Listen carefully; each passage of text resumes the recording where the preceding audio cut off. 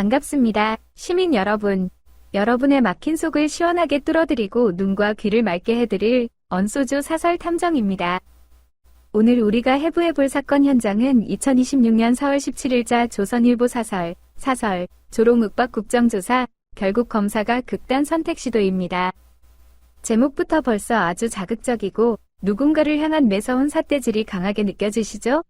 자, 이 기사의 껍데기 속에 숨겨진 기득권 언론의 진짜 의도를 저와 함께 샅샅이 파헤쳐 보시죠.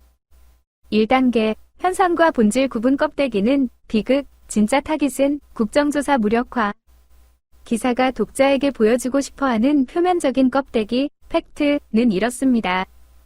대장동 조작 기소 의혹 국정조사가 진행 중인데 큰 수술을 받은 수사검사에게 무리하게 동행명령장이 발부되었고 결국 그 검사가 극단적 선택을 시도했다.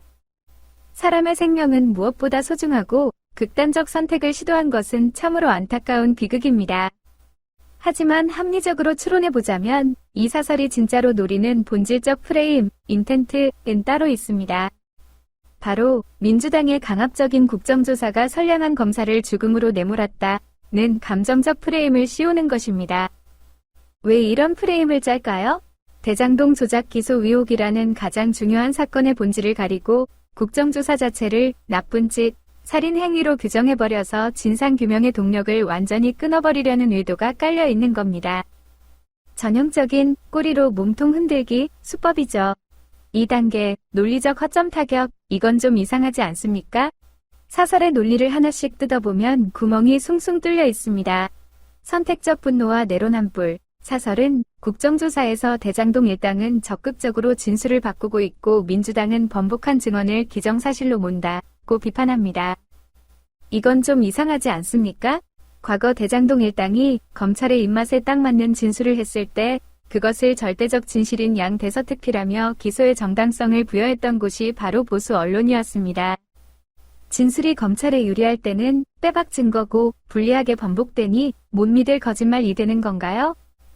전형적인 물타기, 논점 일탈, 민주당이 공격하려면 문 전 대통령을 대상으로 삼는 것이 사리에 맞는다 라는 문장도 등장합니다.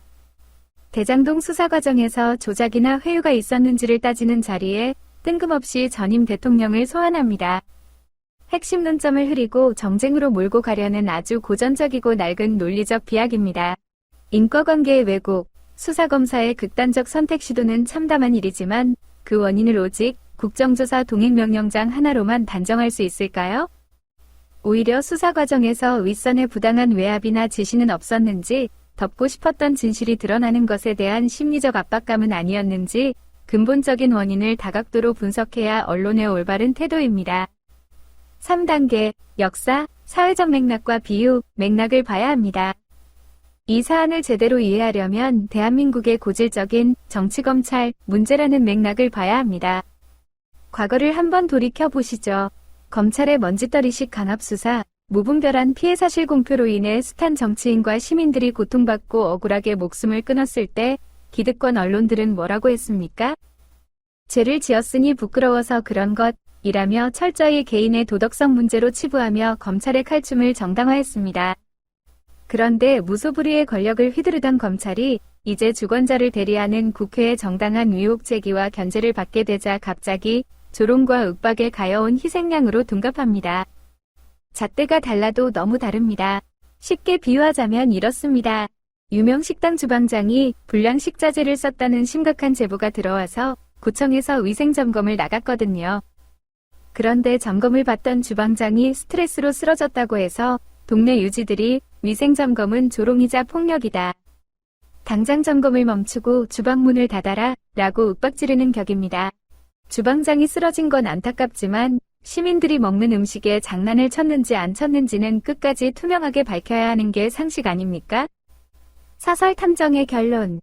권력을 감시하고 비판해야 할 언론이 오히려 권력의 정점인 정치검찰에 방패막이를 자처하는 모습은 씁쓸하기 짝이 없습니다.